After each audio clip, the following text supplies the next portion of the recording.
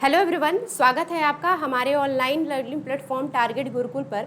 और जहां हमारी सीरीज चल रही थी भारतीय न्याय संहिता की, इसमें अभी तक 4 वीडियो हम लोग ने कंप्लीट किए हैं, 4 क्लासेस हम लोग ने कंप्लीट करे हैं अपने, जिसमें हम लोग ने इस बीएनएस का एक्सटेंट, कमिटमेंट, कमेंसमेंट, एक्सप्लेनेशन और साथ ही साथ हम लोग ने क्राइम के क्या इसेंशियल चीज़ होते हैं वो भी हमने देखा था। क्रिमिनल जॉइंट लायबिलिटी के बारे में हम लोग ने पढ़ा था। फिर उसके बाद डेफिनेशन में बहुत सारे डेफिनेशन, ऑलमोस्ट हर एक जो डेफिनेशन आपके लिए इम्पॉर्टेंट हो सकते हैं बीएनएस के, वो सारी चीज़ें हम लोग ने देखी थी।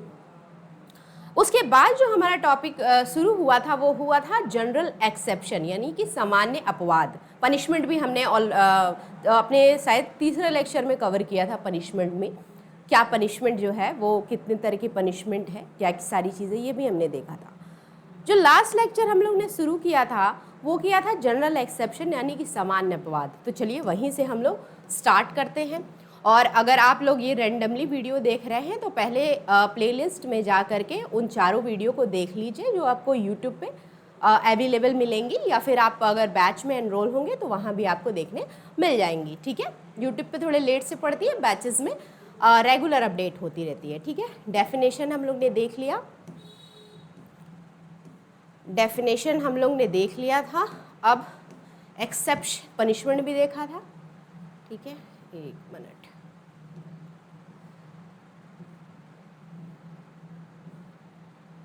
ठीक, पनिशमेंट भी देखा था हम लोगों ने।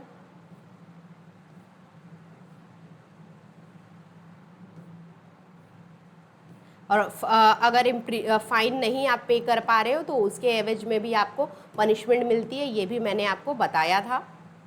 हाँ, यहाँ से हम लोग का जो टॉपिक था वो शुरू हो गया था, जिसमें हम लोग ने सेक्शन 14 से लेके 44 तक बताया था आपको कि जनरल एक्सेप्शन कहाँ तक कवर होता है। तो सेक्शन 14 यानी सेक्शन 14 से लेकर के 44 तक आपको जनरल एक्सेप्शन यानी सामान्य अपवाद जो है वो देखने को मिलेंगे। जनरली आप जानते हैं कि आप अगर बीएनएस में मेंशन कोई भी ऑफेंस करते हो उसके लिए आपको पनिशमेंट, किसी भी तरह का punishment, whether it is fine, whether it is imprisonment, whether it is death punishment, life imprisonment या कम्युनिटी सर्विसेज आपको मिलती हैं। आपको नहीं, सॉरी, जो ऑफेंस करता है उसको मिलती है। ठीक है, तो जनरली पनिशमेंट मिलते हैं अगर कोई भी बीएनएस में लिखा गया है कि ये काम नहीं करना है, ये एक्ट प्रोहिबिटेड है, प्रोहिबिटेड बाय लॉ है, या फिर ये ओमिशन नहीं करना है और उसके बावजूद कोई करता है, तो उसको बीएनएस में लिखी गई जितने भी प्रोविजंस हैं उनके अकॉर्डिंग उनको डील करा जाता है। लेकिन सामान्य अपवाद में क्या होता है कि ऑफेंस तो सो कॉल्ड कह देते हैं कि हो जाता है, किसी ना किसी को लॉस किसी ना किसी की तरह हो ही जाता है किसी के द्वारा, लेकिन फिर भी उसको जो सज़ा है, जो पनिशमेंट है, वो मिलने से बच जाता है, मतलब उसको सज़ा नहीं मिलती है। ठीक है ना, जैसे मैंने बताया कि 14वां जो सेक्शन था वो मैंने आपको ऑलरेडी बता दिया है। एक मिनट, आप देखिए 14 सेक्शन क्या कह रहा है। केएम नानावती केस का मैंने आपको बताया था। हाँ, mistake of fact, mistake of fact. अब इसमें जब आप चौथा लेक्चर मेरा देखोगे बीएनएस का तो उसमें मैंने सेक्शन 14, सेक्शन 17 को बहुत अच्छे से एक्सप्लेन करा है कि act done by a person bind by law और by mistake of fact believing himself bound to be law, वो जनरल एक्सेप्शन में आएगा। अगर मान लो कि कोई भी व्यक्ति ये अपने आप को लॉ से बंधा हुआ महसूस करता है या बंधा हुआ है, बाउंड है लॉ के द्वारा, और उस कैपेसिटी में रहते हुए वो क्या कर देता है, कोई काम करता है जिससे उससे मिस्टेक ऑफ फैक्ट हो जाती है, मतलब तथ्यों की भूल हो जाती है। जैसे एक मैंने बताया था कि एक सिपाही था जो कोर्ट की ऑर्डर के अकॉर्डिंग वारंट जो है वो एग्जीक्यूट कराने आया था, किसी को पकड़ने आया था। वो एक्स को पकड़ने आया था, लेकिन उसको ऐसा लगा कि ये जो वाई है वही एक्स है, हूबहू इसका डिटेल उससे मिल रहा था, उसका फिजिक उससे मिल रहा था, तो उसने एक्स को ना पकड़ करके वाई को पकड़ लिया। ठीक है, तो क्या यहाँ पे इस गलती के लिए, इस मिस्टेक ऑफ फैक्ट के लिए उस पुलिस वाले को सजा मिलेगी? नहीं मिलेगी। ठीक है ना, क्योंकि ये क्या आ रहा है, जनरल एक्सेप्शन में आ जाएगा। ठीक है, चलिए नेक्स्ट इसेंशियल मैंने बता दिया था, 14 और 17 मैंने बता दिया था, आप पीछे पढ़ेंगे तो आपको समझ में आएगा। सेक्शन 18 से हमको चीज़ें देखने की ज़रूरत है, ठीक है ना।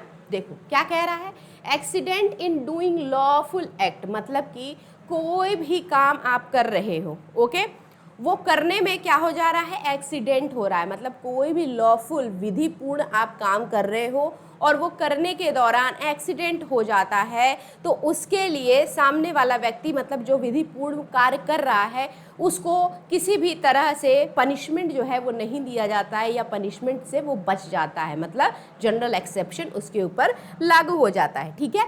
चलो देखो क्या कह रहा है कि section 18 provides that nothing is an offence which is done किस लिए, तो लॉफुल एक्ट करते समय अगर कोई भी ऑफेंस हो गया है किसी व्यक्ति को तो वो ऑफेंस नहीं समझा जाएगा। देखिए यहाँ पे एक कुल्हाड़ी के साथ काम कर रहा है, ओके, सिर उखड़ जाता है। अब जैसे कुल्हाड़ी होती है, कुल्हाड़ी के ऊपर ये सिर लगा होता है ना, जिससे काट जाती है लकड़ियाँ, ठीक है, उसका सिर जो है वो अचानक से उड़ जाता है, ओके, और उसके पास खड़ा एक आदमी होता है, उस आदमी को वो उसका जो सिर होता है या फल होता है कुल्हाड़ी का वो लग जाता है। यहाँ यदि एक की ओर से उचित सावधानी की कोई कमी नहीं थी तो उसका कृत्य क्षम्य योग्य है और अपराध नहीं है। अब मान लो कि ये जो लकड़हारा है, जो लकड़ी काट रहा है, अगर वो अपनी कुल्हाड़ी प्रॉपर केयर के साथ जो है वो मेंटेन करा हुआ है, एकदम ऐसा मेंटेन करा हुआ है, एकदम कसा बसा है अच्छे से, ताकि वो उखड़ करके उसकी कोई भी पॉसिबिलिटी नहीं थी कि वो उखड़ जाएगी और सामने वाले या किसी भी व्यक्ति को चोटिल कर देगी या उसको मार देगी, ठीक है। अगर ये कुल्हाड़ा जो है कुल्हाड़ी लेने वाला इंसान जो लकड़ी काट रहा है, अगर पूरे इसने ड्यू केयर के साथ अपना काम किया था, हर चीज़ चेक करा था और इसके बावजूद ये एक्सीडेंट हो जा रहा था, अब लकड़ी काटना ऑब्वियस सी बात है, कोई उसको बोला होगा, लॉफुल कार्य वो कर रहा था, ठीक है। अगर उसने काम अपना पूरी सावधानी से किया, उसके बावजूद भी ये एक्सीडेंट हो गया, तो फिर इस ए को, मतलब इस ए को जो व्यक्ति है उसको क्षमा, उसके काम के लिए क्या मिल जाएगी, उसका कृत्य जो हो, उसने जो काम करा है उसके लिए उसको क्षमा मिल जाएगा और वो अपराध की श्रेणी में नहीं आएगा और उसको क्या मिलेगा, जनरल एक्सेप्शन मिलेगा, ठीक है। इसी तरह और भी सेक्शन है, आप चाहें तो पढ़ सकते हैं, ठीक है। चलो अब सेक्शन 19 क्या कह रहा है कि act likely to cause harm but done without criminal intent and prevent other harm. क्या कह रहा है, कह रहा है कि ऐसा कार्य जिसके नुकसान होने की संभावना हो लेकिन आपराधिक इरादे के बिना किया गया हो और अन्य नुकसान को रोकने के लिए किया गया हो। देखो भाई, कोई ऐसा काम कभी कभी आ जाता है कि मजबूरी में किसी को, सामने वालों का जो है वो लॉस करना पड़ता है, ठीक है ना। कभी कभी ऐसी चीज़ें आ जाती हैं कि बड़े हार्म को बचाने के लिए छोटा हार्म जो है वो कारित करना पड़ता है, ठीक है। तो अगर कोई ऐसा काम कर रहा है किसी बड़े से हार्म को बचाने के लिए, ठीक है, या मान लो कहीं आग लग गई है, ठीक है ना, कहीं झोपड़ी है, बहुत ज़्यादा लाइन से झोपड़ियाँ हैं, ठीक है, और एक में आग लगी हुई है। अगर बीच वाली झोपड़ी को हम लोग नहीं तोड़ेंगे या घर के नहीं तोड़ेंगे, जो झोपड़ी वाला घर है, तो पूरे गांव में आग लग जाएगी। तो अगर जिस झोपड़ी में आग लगी है उसके बड़े बगल अगल बगल वाली झोपड़ियों को हम लोग तोड़ देंगे या फिर उसको डिस्ट्रॉय कर देंगे तो आगे की जो झोपड़ियां हैं या पूरा गांव है वो बच जाएगा। तो वही कह रहा है ना कि बड़े हार्म को रोकने के लिए अगर कोई छोटा हार्म कर दिया जाता है तो उसके लिए सामने वाले को क्या मिल जाता है, एक्सेप्शन मिल जाता है, सामान्य अपवाद मिल जाता है, उसको बीएनएस के अंतर्गत किसी भी तरह के पनिशमेंट से है बचाया जा सकता है या वो बच सकता है, ठीक है ना। सेक्शन 19 ये कह रहा है कि act likely to cause harm, ऐसा कोई एक्ट जिससे लग रहा है कि पूरी नुकसान होने की संभावना है लेकिन बिना किसी आपराधिक इरादे के, बिना अगर कोई अन्य नुकसान छोटा मोटा उसके लिए किया जा रहा है तो इसको सामान्य अपवाद में माना जाएगा, ठीक है। अब चलो एग्जाम्पल देखो, उदाहरण के लिए यहाँ पे मैं हिंदी में ही ज़्यादा एक्सप्लेन करूँगी क्योंकि हिंदी वाले बच्चे थोड़े ज़्यादा हैं, इंग्लिश वाले एक बार रीड कर लेंगे, आपको आसानी से समझ में आएगा। ऑल्दो मैं यहाँ बाइलिंगुअल लैंग्वेज यूज़ करती हूँ तो कोई दिक्कत इसमें होने वाली है नहीं। भीषण आग में आग को फैलाने से रोकने के लिए घरों को गिरा देता है। देखो जो मैंने एग्जाम्पल इलस्ट्रेशन आपको बताया था वही सारी चीज़ें यहाँ पे हैं। ए भीषण आग में आग को फैलाने से रोकने के लिए घरों को गिरा देता है। वह मानव जीवन या संपत्ति को बचाने के लिए अच्छे इरादे से, ठीक है, ऐसा करता है। यदि यहाँ यह पाया जाता कि रोकी जाने वाली हानि ऐसी प्रकृति की थी और इससे आसान थी कि ए के कृत्य को माफ कर दिया जाए तो ए अपराध का दोषी नहीं है। वही चीज़ है, अगर गुड फेथ में काम करा गया है, बड़े नुकसान को रोकने के लिए छोटा नुकसान कारित किया गया है, ये प्रूफ हो जाता है, तो वो व्यक्ति जिसने आग को या फिर घर को डिस्ट्रॉय किया था आग को बढ़ने से बचाने के लिए, उस व्यक्ति को बीएनएस के अंदर कोई भी जो है वो सज़ा नहीं मिलेगी, उसको सामान्य अपवाद मिल जाएगा, जनरल एक्सेप्शन उसको प्राप्त हो जाएगा। अब queen emperor versus Bostan Valad Fatekhan का एक केस है। इसमें कोर्ट ने क्या बोला? The court held that section 81 rests in the principle that when on sudden and extreme emergency, ठीक है ना, sudden and extreme emergency, one or the other two evils is inevitable, it is lawful to opt lesser evil. It is the question of fact in such a case whether the harm to be prevented or avoided was of such a nature. क्या कह रहा है? देखो भाई कि कोई भी अगर बड़ा हार्म रोकने के लिए अगर छोटा हार्म किया जा सकता है और उसको करने से अगर बड़ा हार्म होने से बच सकता है, अवॉइड हो सकता है, तो ऐसा किया जा सकता है, उसको क्या मिलेगा? जनरल एक्सेप्शन मिल जाएगा। तो सडन एंड एक्सट्रीम इमरजेंसी में याद रखना, सडन एंड इमरजेंसी में मतलब इतनी इमरजेंसी है कि उसके अलावा कुछ रास्ता ही नहीं है। अगर कोई और रास्ता रहेगा उससे बेटर तो वो अपनाएंगे, लेकिन अगर एकदम रास्ता ही नहीं है, सडन इमरजेंसी है, तो फिर हम लोग स्लाइट हार्म कर सकते हैं किसी भी बड़े हार्म को बचाने के लिए या रोकने के लिए, ठीक है ना। तो queen emperor versus Bostan Valad Fatekhan case में ये बोला गया, ठीक है। चलिए अब R versus Dudley and Stephen के कोर्ट में ये केस में हेल्ड किया गया। Court held that taking another's life at the cost of self preservation cannot be justified under section 81 और अभी section 19 of BNS। अच्छा देखिए, ये जो स्लाइट बिग हार्म को रोकने के लिए स्लाइट हार्म करा जा सकता था और या करा जा सकता है, ये BNS के सेक्शन 19 में अभी दिया है, पहले ये IPC के सेक्शन 81 में था। इसमें एक केस निकल के आया था are versus Dudley and Stephen का। इसमें कोर्ट ने क्या बोला था, पहले केस समझ लो क्या था, एक मैं ब्रीफ दे देती हूँ छोटा सा। इस केस में ये हुआ था कि एक नाव में 4 व्यक्ति जो है वो सवार थे, ठीक है ना। वो 4 व्यक्ति बीच में समुद्र में कहीं जा रहे थे या आ रहे होंगे, ठीक है। अब उनके समुद्र का जो रास्ता होता है वो दिशा भटक जाते हैं, उनकी शिप इधर उधर होने लगती है, समुद्र कितना बड़ा होता है, ठीक है। अब उसमें ये लोग दिशा विहीन हो जाते हैं, रास्ता इनको भूल जाता है। तो ये लोग क्या करते हैं कि 3 लोग मिल करके, उसमें से 2 लोग कहते हैं, एक का आइडिया रहता है कि ऐसा करते हैं कि अब खाना हमारे पास है नहीं, हम लोग भूल चुके हैं, बीच समुद्र में आ चुके हैं, पता नहीं सारा खाना पानी हमारे पास ख़त्म हो गया, हम समुद्र का पानी भी नहीं पी सकते, नमकीन पानी है, ठीक है। तो वो क्या डिसाइड करते हैं कि उसमें से जो सबसे छोटा एक बच्चा रहता है उसको वो लोग मारने का डिसाइड करते हैं कि इसको हम लोग मारते हैं और क्या करेंगे, मार के इसको खा जाते हैं, ठीक है। फ्लैश हम लोग खा जाएंगे ताकि हमारा कुछ पेट भर जाएगा और हो सकता है हमारा कहीं ठिकाना भी लग जाए, किसी किनारे पे हम पहुंच भी जाएं, ठीक है। ये सोचते हुए उसमें से जो तीनों थे वो सम्मिलित हो जाते हैं। एक हालांकि उसमें से ना बोलता है लेकिन फिर भी वो ज़्यादा रेसिस्ट नहीं कर पाता है, ठीक है। तो वो क्या करते हैं, उसको उस बच्चे को मार देते हैं और उसका फ्लैश खा लेते हैं, जो सबसे छोटा उसमें रहता है।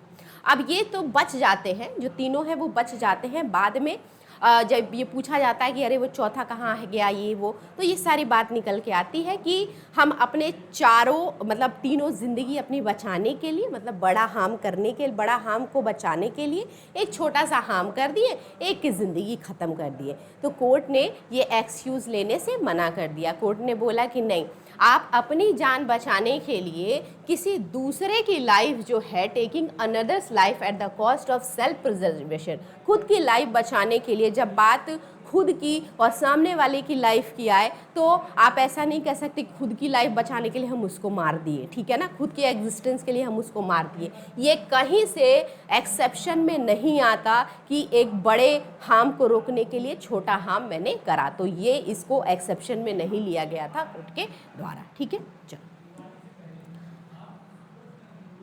अब यहाँ पे एक्ट ऑफ चाइल्ड देखो, सेक्शन 20 और सेक्शन 21 में जो बताया गया है एक्ट ऑफ चाइल्ड के बारे में, मतलब कि बच्चों के द्वारा किए गए कृत्य के बारे में। सेक्शन 20 क्या बोलता है भाई, जरा देख लो।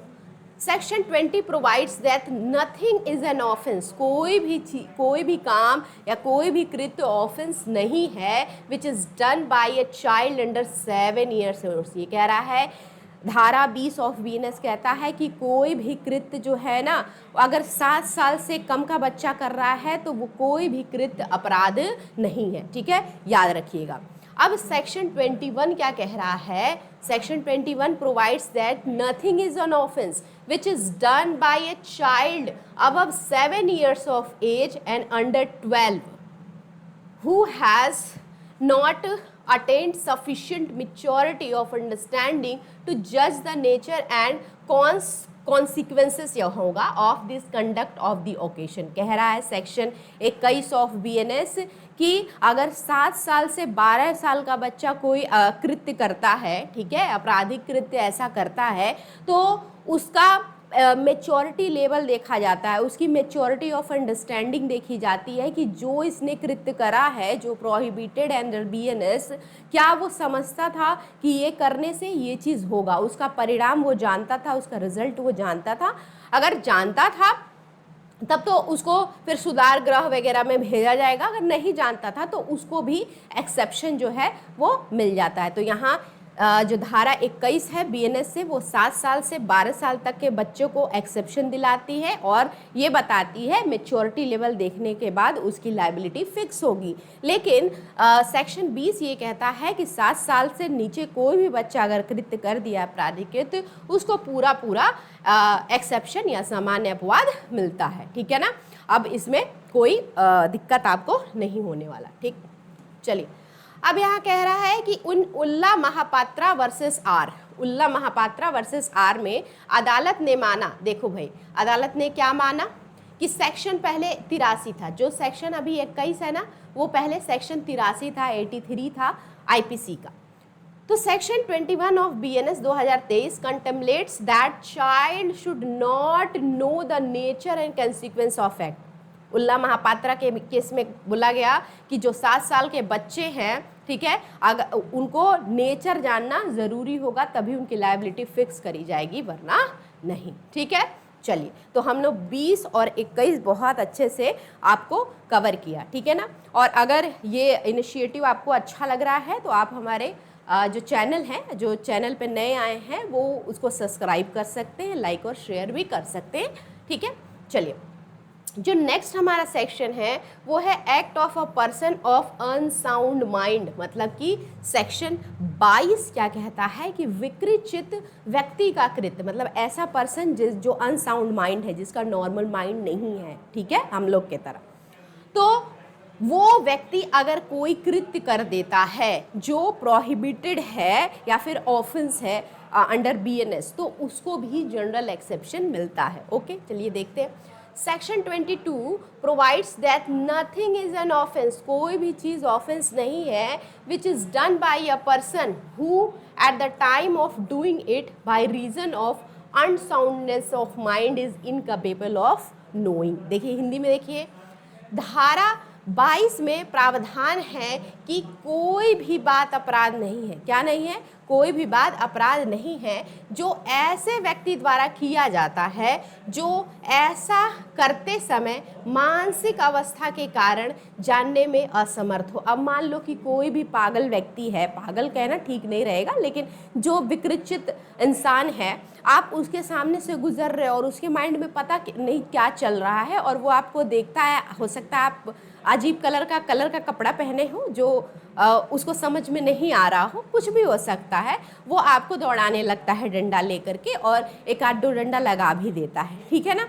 क्योंकि उसका माइंड जो है वो क्या है, विकृत है, अनसाउंड माइंड है वो, इसी वजह से उसके द्वारा किया गया कोई भी कार्य है ना तो वो क्या होगा, सामान्य अपवाद में आएगा। इसीलिए जब भी अनसाउंडनेस माइंड वाले आपको पर्सन दिखते हैं तो थोड़ा सा अपना प्रिकॉशन आप करके चला करें। ऐसा नहीं है कि उनके साथ छेड़छाड़ करा करें या उनको टीज करा करें, ठीक है ना, क्योंकि वो जनरल एक्सेप्शन में आते हैं। ओके, चलिए अब यहाँ पे देखो क्या कह रहा है कि the nature of the act, अधिनियम की प्रकृति, अधिनियम की प्रकृति देखना पड़ेगा, that he is doing what is either wrong और कॉन्ट्रेरी, ये तो इसेंशियल है। देखो क्वीन एम्प्रेस वर्सेस के एन शाह के केस 1986 का जो केस था उसमें क्या बोला गया, court held that not every form of unsoundness mind would exempt. अब ये नहीं है कि तुम हर तरह के, मतलब कोई भी व्यक्ति कह दे कि नहीं हम तो जब ये एक्ट कर रहे थे या ये ऑफेंस कर रहे थे तब मेरा अनसाउंडनेस माइंड था, नहीं, हर एक सर्कमस्टांसेस में कोई इसका एग्जेम्पशन नहीं ले पाता, या फिर कोई एग्जेम्पशन ले भी रहा है, एक्सेप्शन ले भी रहा है अंडर बीएनएस, तो उसको बहुत सारी चीज़ें प्रूव करनी होती है, इतना आसान नहीं होता सामान्य अपवाद को लेना, ठीक है। क्वीन एम्प्रेस में क्या बोला गया कि नॉट एवरी फॉर्म, हर एक तरह का जो अनसाउंडनेस माइंड है वो एग्जेम्प्टेड नहीं है, उसको छूट नहीं है वन फॉर क्रिमिनल रिस्पॉन्सिबिलिटी की। It is only that unsoundness of mind of which materially impairs the cognitive क्या बोला, faculties of the mind that can form the ground of estimation of the criminal liability, ठीक है ना। अब बहुत मानसिक स्थिति जिसकी खराब है, अब देखो मान लो कि कोई डिप्रेशन में है, ठीक है, डिप्रेशन भी एक मानसिक स्थिति का फेज ही होता है। कह रहा है कोई डिप्रेशन में है, वो खुद तो परेशान है लेकिन आप कुछ भी बोलते हैं तो आपको मर्डर कर देता है या आपको मार देता है, तो क्या वो एक्सेप्शन ले सकता है साउंडनेस ऑफ माइंड का, ठीक है। सबकी कैटेगरी होती है, वो मेडिकल एक्सपर्ट जानेंगे, ठीक है। लेकिन हर एक अनसाउंडनेस ऑफ माइंड को आप छोटे छोटे चीज़ों में काउंट नहीं करवा सकते, उसका भी जांच होगा। आपकी नहीं, मतलब जिसका भी जो भी इसका एग्जाम्पशन लेगा उसकी पूरी जो मेडिकल जांच होती है कि सच में इनको एक्सेप्शन मिलना चाहिए या नहीं मिलना चाहिए। तो सेक्शन आपने ये देख लिया, ठीक है। अब यहाँ पे देखो MC मैकनॉटन के केस में क्या बोला गया कि मैकनॉटन का मामला पागलपन के प्रश्न पर एक महत्वपूर्ण निर्णय था, याद रख लेना MC नॉक्टन का केस। इस मामले में निम्नलिखित प्रस्ताव प्राप्त किए गए, ये 2-3 प्रस्ताव हैं जो प्राप्त किए गए नॉक्टन के केस में। जैसे प्रत्येक व्यक्ति को समझदार माना जाता है और उसके पास पर्याप्त मात्रा में तर्क शक्ति होती है जब तक कि अदालत की संतुष्टि के अनुसार इसके विपरीत साबित ना हो जाए। मतलब कोई व्यक्ति विकृत है या नहीं है, कौन डिसाइड करेगा यहाँ पे, तो अदालत के सामने अगर अदालत संतुष्ट हो जाती है या फिर अदालत की संतुष्टि के कुछ विपरीत जाता है तब वो व्यक्ति जो है अनसाउंडनेस माइंड के अंदर आता है, ठीक। दूसरा कह रहा है कि पागलपन का बचाव स्थापित करने के लिए यह स्पष्ट रूप से साबित किया जाना चाहिए कि कार्य करने के समय अभियुक्त कारण के दोष में काम कर रहा था। मतलब जब भी उसने कोई भी एक्ट करा है, ऑफेंस करा है, तो वो प्रूफ करना चाहिए कि उस समय उसकी मानसिक स्थिति क्या थी, ठीक है ना। कभी कभी किसी को पागलपन का दौरा पड़ता है या फिर ऐसे ही झूठ बोल देते हैं कि हमको पागलपन का दौरा पड़ता है, कब पड़ता है नहीं पता, किस चीज़ पे पड़ता है नहीं पता, तो वो चीज़ भी बताना पड़ेगा कि सिचुएशन कैसी थी उस समय। ओके, तीसरा क्या कह रहा है भाई, देख लो कि यदि अभियुक्त को यह पता हो कि कार्य नहीं करना चाहिए या कानून के विपरीत है तो वो दंडनीय है। कई लोग होते हैं जो अनसाउंड माइंड तो होते हैं लेकिन उनको पता होता है कि क्या सही है क्या गलत है। तो अगर कोई व्यक्ति को ये अनसाउंड माइंड होते हुए भी उनको ये पता है कि ये गलत है या ये सही है, तो वैसे व्यक्ति भी अगर काम कर देते हैं, कोई एक्ट कर देते हैं, कोई ऑफेंस कर देते हैं जो प्रोहिबिटेड है अंडर बीएनएस, तो उसको भी इसका एक्सेप्शन नहीं मिलता है। ये तीनों जो गाइडलाइंस दिए गए या फिर बातें बताई गई ये MC नॉक्टन के केस में बताई गई, ठीक है। चलो द इंडियन लॉ ऑफ इंसेनरी मतलब पागलपन का भारतीय कानून मैकनॉटन केस की राय पर आधारित है। और हमारे यहाँ का पागलपन का जो भी दायरा होता है, जो भी गाइडलाइंस होती है, वो MC मैकनॉटन के केस पे ही जो है वो डिसाइडेड होता है। ठीक है, चलो इंडिया के मामले में अब यहाँ पे केसेस हैं दया भाई Thakkar versus state of Maharashtra वगैरह, ये आप देख सकते हैं। ठीक है, जो लीडिंग केस थे वो मैंने आपको बता दिया। ठीक है, लीडिंग और लैंडमार्क केस कह लें अगर तो। अब यहाँ पे जो नेक्स्ट हमारा सेक्शन है वो है act of a person incapable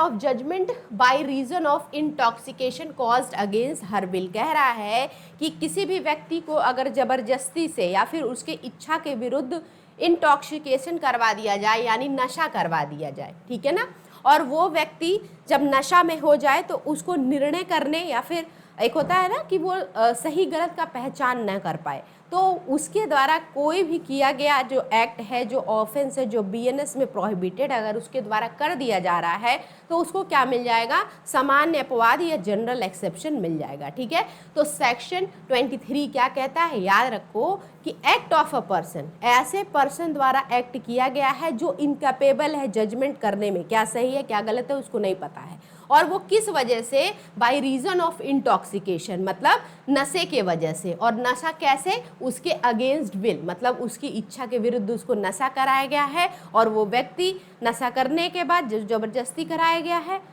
अपने निर्णय लेने में समर्थ नहीं है कि अगर मैं ये काम करूंगा तो इसका क्या कॉन्सिक्वेंस निकल के आएगा। ऐसे व्यक्ति द्वारा किया गया कोई भी एक्ट किस में आ जाएगा, सामान्य अपवाद या जनरल एक्सेप्शन में आ जाएगा। ठीक है, चलो ये समझ में आपको आ गया होगा। कौन बोलता है ये, सेक्शन 23। ओके, चलिए सेक्शन 24 देख लीजिए भाई। ये एक एक सेक्शन मैं बार बार कह रही हूँ कि आप पढ़ तो रहे हो, चाहे जिस भी एग्जाम के लिए पढ़ो, IPC के सेक्शंस के साथ जरूर इसको कंपेयर करके पढ़िए और अपना नोट्स भी बनाते जाइए। बेयर एक्ट है तो बेयर एक्ट में ही लिख लीजिए, कंपैरेटिव चार्ट आपका दिया होगा।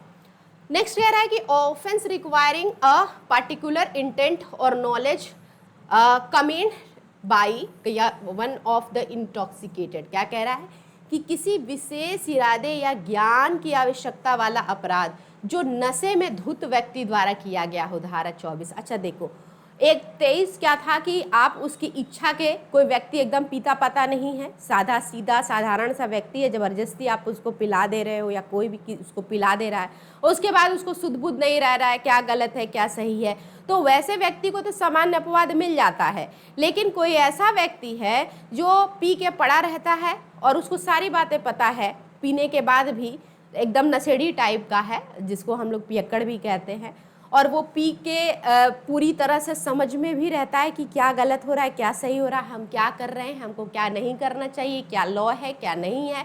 अगर ऐसा व्यक्ति कोई भी कृत्य करता है जो प्रोहिबिटेड है BNS में, तो उसको सामान्य अपवाद नहीं मिलता है। अब जिसकी आदत ही है हमेशा पीने की, तो उसको तो ऑब्वियस सी बात है, उसको पता है उसका घर कहाँ है, उसको पता है ये रास्ता कहाँ जाता है, उसको सब सारी चीज़ें समझ में आती है, और फिर वो इसका एक्सेप्शन ले कि नहीं मैंने तो पी के मर्डर किया था, तो क्या ये सही होगा, क्या इसको जनरल एक्सेप्शन में देना चाहिए, नहीं देना चाहिए। तो वही कह रहा है कि जैसा सेक्शन 23 में था वैसा सेक्शन 24 में नहीं है। अगर कोई व्यक्ति जानबूझ के पीता है, उसका आदत ही है पीने का, वो सब जानता है पीने के बाद भी कि क्या गलत है क्या सही है, क्या एक्ट है क्या ऑफेंस है क्या नहीं है, तो उसको उसका एक्सेप्शन जो 23 में मिला था वो 24 में नहीं मिलेगा। ठीक है, केस है इसमें देख लिया जाए, Vasudev versus state of PEPSU का, Vasudev versus state of PEPSU का 1956 का। इसमें क्या बोला कि सुप्रीम कोर्ट ने कहा कि जहाँ तक ज्ञान का सवाल है, नॉलेज का सवाल है,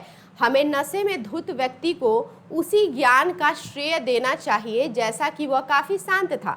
लेकिन जहाँ तक इरादे का सवाल है, इंटेंशन का है, ऐसा होना चाहिए कि नशे की डिग्री को ध्यान में रखते हुए मामले की समान परिस्थितियों से जानकारी जुटाई जाएगी। ठीक है ना। अब ऐसा नहीं है कि जैसे 23 में एक्सेप्शन दे दिया जा रहा था वैसा 24 में भी एक्सेप्शन दे दिया जाएगा। बहुत सारी चीज़ें इसमें जांच पड़ताल करी जाएंगी और उसको देखा जाएगा कि क्या ये जैसा पहले शांत रहता था बिना इंटॉक्सिकेशन के रहता है वैसे ही सोचता है, और पीने के बाद भी क्या वैसे ही सोचता है। अगर सिमिलर है तब तो ठीक है। ठीक है, उसको किसी तरह का एक्सेप्शन नहीं मिलेगा, और कुछ डिफरेंट होता है तो फिर इसको कंसीडर करा जा सकता है। तो Vasudev versus state of PEPSU में ये बोला गया था। ठीक, चलिए, इसमें बहुत सारे केसेस हैं, आपके पास टाइम रहेगा, आप पीपीटी है इसको देख के आप पढ़ सकते हैं। ठीक, नेक्स्ट जो हमारा सेक्शन है वो सेक्शन कंसेंट के अंतर्गत आता है, और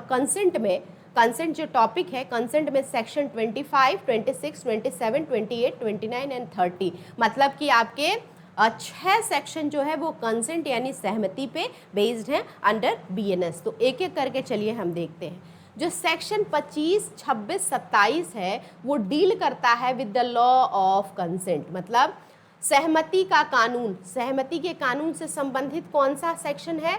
25, 26 और 27। तो चलिए 25 सबसे पहले देखते हैं कि act not intended and not known to be likely to cause death और grievous hurt done by consent. कह रहा है कि सहमति से किया गया कार्य, ऐसा काम जो आपसे कंसेंट लेकर के किया जा रहा है, सहमति से लेकर के किया जा रहा है आपके, तो सहमति से किया गया कार्य न तो इरादा है, न ही यह ज्ञात है, ना कोई इंटेंशन था, ना कोई नॉलेज है कि इससे मृत्यु या गंभीर चोट लगने की संभावना है। जैसे अब यहाँ देख लो, जब आप झूला झूलने जाते हो, ठीक है, झूला देते हो, 40-50 रुपया जो होता है टिकट का आप देते हो, आपको झूला वाला जबरदस्ती उठा के तो डालता नहीं है, ठीक है। गुड फेथ में आप जाते हो, अपनी सहमति देते हो, टिकट खरीदते हो, अपनी सहमति देते हो, अपने आप से बैठते हो, और झूला वाला का ना आपका इरादा है कि आपको किसी तरह की हानि हो, और ना झूला वाला का इरादा हो कि किसी तरह से ज्ञान है। अब उस झूला वाले का जो नट बोल्ट है या ढीला कुछ भी हो सकता है, ठीक है ना। झूले पे बैठे हो, मान लो कि अर्थक्वेक आ गया, ठीक, अब गिर गए आप। अब झूला वाले को क्या पता था या क्या नॉलेज था? उसको किसी तरह से नॉलेज नहीं था, या उसका इरादा भी नहीं था आपको मारने का। तो आप कहोगे क्या कि झूला वाले ने मेरे साथ जो या फिर मेरी जान जो है वो ली है, या अटेम्प्ट टू मर्डर करा है, ऐसा तो नहीं है। तो अगर कहीं पे ऐसी चीज़ें आती हैं कि आपकी सहमति ले करके, ठीक है ना, और आपको पता भी नहीं है ना, सामने वाले को पता है, आपकी सहमति ले करके, और अगर सहमति के बाद आपके कोई भी किसी भी तरह का एक्सीडेंट हो जाता है, कोई भी चोट लग जाती है या उससे मृत्यु हो जाती है, तो उसका जो बिल है, या फिर बिल कह दे ऐसे सेंस में कि उसकी जो लायबिलिटी है, आप उस व्यक्ति पे नहीं डालोगे जिसने आपसे कंसेंट लिया था, ठीक है ना, या आपने जिसको कंसेंट दिया था, ठीक है। आप झूले वाले पे नहीं कहेंगे कि ये मेरा मृत्यु करवाया है या फिर ये मुझे चोट लगवाया है, ठीक है। तो देखो, सहमति से किया गया कार्य, याद रखना, ना तो इरादा हो, अब सहमति से किया गया हो। अब क्या पता है झूला पे चढ़ने वाले को कि उसकी मृत्यु हो जाएगी, उसको चोट लग जाएगा, तो ना तो इरादा था झूले वाला का, ना तो व्यक्ति जानता था, ना उसको कोई नॉलेज थी, और इसके बावजूद अगर उस दौरान उस कंसेंट के वजह से उस काम करते वक्त उसकी मृत्यु हो जाती है जिसने कंसेंट दी थी, या गंभीर चोट लग जाती है, तो इसका लायबिलिटी जो है, जैसे मैंने बताया, उस झूले वाले पे या फिर किसी भी व्यक्ति पे जिसने कंसेंट जो है वो ली थी, या आपने जिसको अपनी कंसेंट दी थी, उसकी लायबिलिटी नहीं बनेगी। वो क्या हो जाएगा, उसको जनरल एक्सेप्शन मिल जाएगा, सामान्य अपवाद मिल जाएगा, ठीक है। अब ये जो सेक्शन 25 है, ये बेस्ड है प्रिंसिपल, किस प्रिंसिपल पे? वॉलेंटी नॉन फिट इंजरी, रेलेंटी नहीं है, ये वॉलेंटी है, volenti non fit injuria, following are the ingredients of 25। Volenti non fit injuria का मतलब क्या है? ऐसा खतरा जिसने आप जानबूझ करके लिए हैं, ठीक है ना, ऐसा खतरा जिसको आप जानबूझ कर लिए हैं, या फिर ऐसा खतरा जिसको आप खुद से कंसेंट दिए कि इसके लिए कुछ भी होगा तो मैं जिम्मेदार हूँ, तो उसके लिए सामने वाला व्यक्ति जिसको आप कंसेंट दे रहे हैं उसके ऊपर किसी भी तरह की क्रिमिनल लायबिलिटी इम्पोज जो है वो नहीं होगी, ठीक है ना। चलिए, ये सेक्शन 25 कहता है। अब क्या इसका इंग्रेडिएंट है, जरा देख लेते हैं। The act should not be intended to cause death और ग्रीवियस हर्ट। क्या कह रहा है? The act should not be intended to cause death और ग्रीवियस हर्ट, मतलब जो कार्य किया गया है, या फिर झूले वाला का ये इंटेंशन नहीं होना चाहिए कि इसको तो मैं गिरा दूंगा, इसका तो हाथ पैर आज तोड़ दूंगा, ऐसा इंटेंशन नहीं होना चाहिए, ठीक है। दूसरा, it should not be the doer to be likely to cause death और ग्रीवियस, और ऐसा एकदम संभावना नहीं होना चाहिए कि इस एक्ट से जो है डेथ हो जाएगी या फिर ग्रीवियस हर्ट हो जाएगा, गंभीर चोटें आ जाएंगी, ठीक है, एकदम सडन होना चाहिए, ठीक है ना, ऐसा अनप्रिडिक्टेबल होना चाहिए। तीसरा कह रहा है the harm cause to a person with his expressed, और जो भी उसको हार्म हुआ है वो उसके कंसेंट से हुआ है, ठीक है, उस ऐसा नहीं है कि ज़बरदस्ती झूला वाला उसको पकड़ के बैठाया है, ठीक। The person who give consent is ये इंपॉर्टेंट है, और ऐसा वॉलेंटियर नॉन फिट इंजूरिया में जो भी पर्सन अगर आप कंसेंट दे रहा है वो क्या होना चाहिए, 18+ होना चाहिए, ये 18 ईयर्स या 18 ईयर प्लस होना चाहिए। नेक्स्ट कह रहा है कि the act should be in good faith, और कोई भी काम जो है वो गुड फेथ में मतलब सच्ची सद्भावना के साथ किया होना चाहिए। अब यहाँ पे देखो भाई, यहाँ पे इलिस्ट्रेशन एग्जाम्पल दे दिया है, क्या कह रहा है कि ए और जेड मनोरंजन के लिए एक दूसरे के साथ बाड़ लगाने के लिए सहमत है।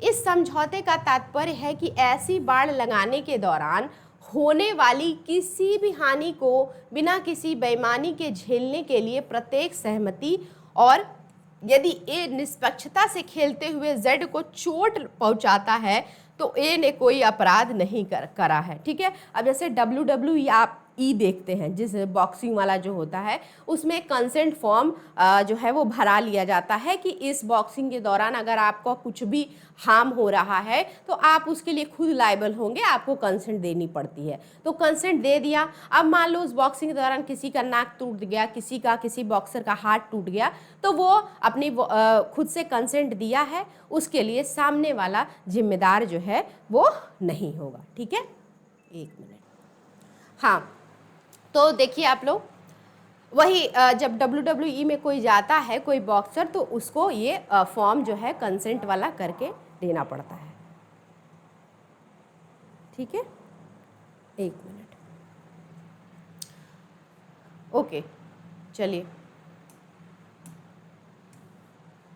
अब नेक्स्ट क्या है, नेक्स्ट है कि act not intended to cause death done by consent in good faith for person's benefit. कह रहा है कि कार्य का उद्देश्य मृत्यु कारित करना नहीं है, वह व्यक्ति के लाभ के लिए सद्भावना पूर्वक सहमति से किया गया। अच्छा देखिए, कभी कभी कोई इंसान होता है जिसका ऑपरेशन करा जाता है, या फिर कोई ऐसा इंसान है जिसका एक्सीडेंट हो गया है और वो रोड पे मतलब घायल या चोटिल जो है वो पड़ा हुआ है, ठीक है।